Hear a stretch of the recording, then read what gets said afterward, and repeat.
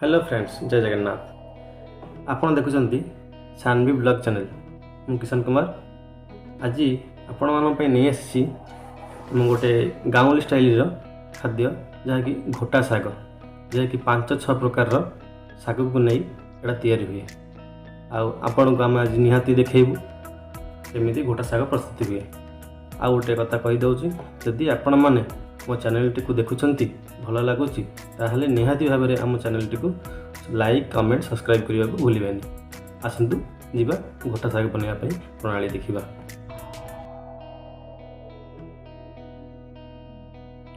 आम एथर प्रस्तुत करवा घोटा शाग। घोटा शाग पाई सामग्री ये हूँ पोई पत्र, जहाँकि समस्त बाड़ी में मिल जाव। तापर आम देखा ये हूँ कनिश्री शाग, जहाँकि बहुत लाभदायक शागटी शरीर पर। तापर ये हूँ खड़ा शाग। खड़ा शागटी बहुत भल आखि पावर बढ़ाए और विटामिन पावर बहुत थाए।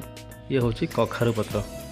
कखारू पत्र भी बहुत भल लगे, टेस्ट लगे। ये सब ये हूँ सब शाग, सब शाग मान को लेकिन आम तैयारी करवा घोटा शाग। ता साथ आम आउ किसी परिबा ऐड करवा, जमती कि ये हूँ जह्नी। जह्नी छोट छोट भाव काटिदेवा। तापर हूँ कखारू। कखारूटा सहित भल मेडिकल टेस्ट भल बाहर। कखारू जह्नी तार हूँ परिबा। तापर आम प्रस्तुत आरंभ करवा। आम हांडी बसई से किसी सोरिष तेल पकेवा। सोरिष तेल टिके गरम हो आसला पर आम से सुखिला लंका आउ पंचु फुटण से आम टिके दबा। पंचु फुटण आउ सुखिला लंका टिके फुटी आसला पर आम रखिथिबा जो कटा परिबा ताकू आम से ऐड करवा।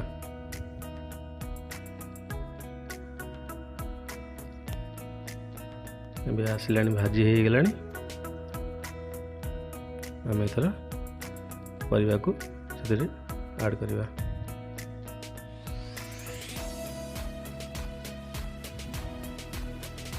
तापर आमर परिबा तक टिके भल से ता सहित मिसई नवा, जहाँ फल से टिके मिसी जीवो।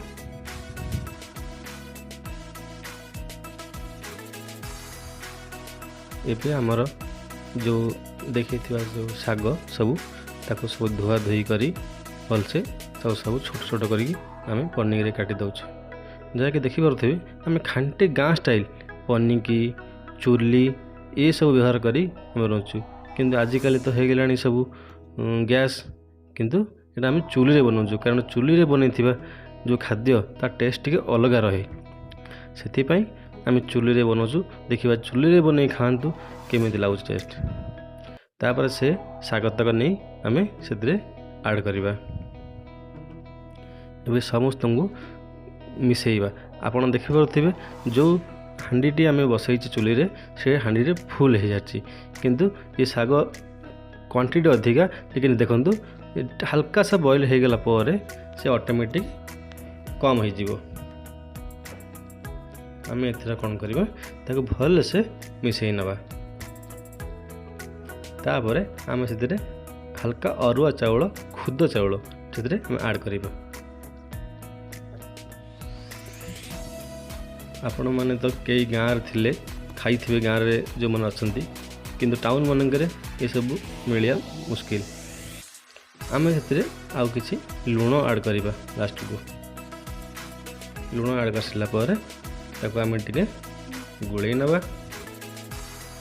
गुड़े नहीं ताको आम घोड़े देवा।